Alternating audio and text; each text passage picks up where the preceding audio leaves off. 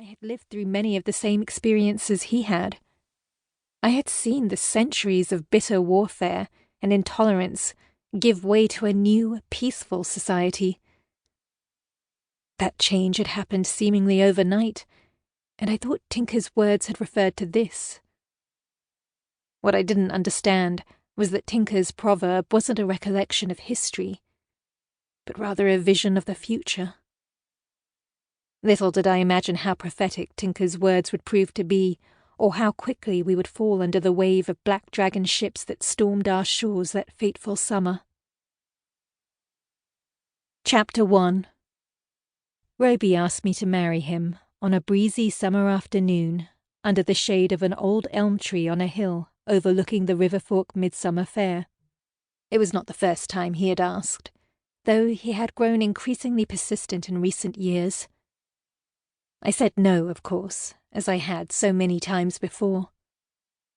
10 years had passed since the death of Prince Sheldon and the end of his ambitious coup attempt. 10 years since the end of the war between the humans and the Talmar, and the destruction of my hometown of Riverfork. In the years that followed the war, the humans rebuilt the town, and eventually Riverfork grew into a small but bustling city. Brick walls and tile roofs replaced the thatched roof split-log construction of the old village. Tall buildings grew up in place of the rustic cabins and frontier homes, and muddy paths became wide cobbled streets with boardwalks and intricately wrought gas lamps. The streets were lined with bakeries, shops, restaurants, and inns. Docks sprang up along river. Barges made regular trips back and forth between Riverfork and Honora, the large city to the north. Commerce thrived. Families grew. Young men and women left their family farms in increasing numbers to move into the city where they could work and earn money to buy the wonderful things that industrialization had provided for us.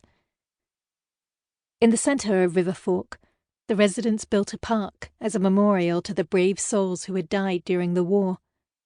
It was a lovely, sprawling piece of land, with a wide grassy meadow and trees scattered throughout, and a dense old-growth forest along the western edge.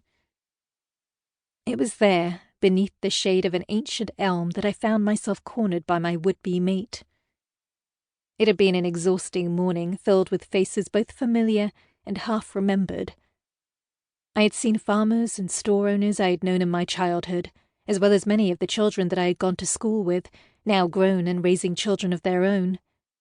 Among them was Tara Cooper, a farm girl I'd met while living with Tinker.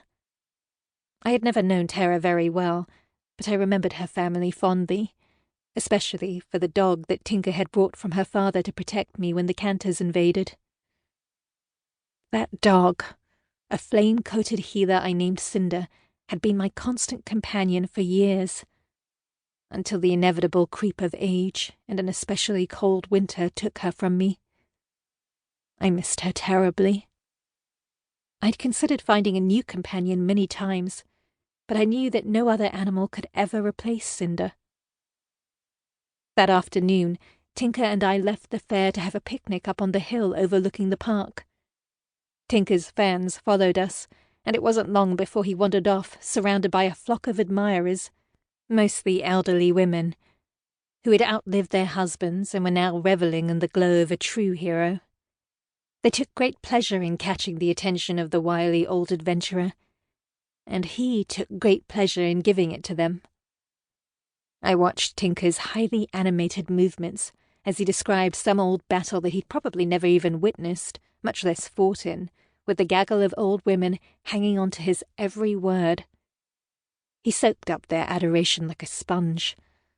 Honest man that Tinker was, he wasn't beyond exaggeration from time to time, especially in the company of admirers.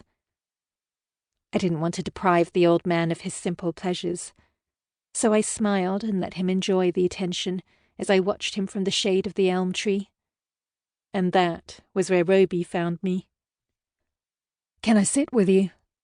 he said, as his long shadow fell over the blanket that I had spread out on the ground. I glanced up at him sideways, squinting against the sun.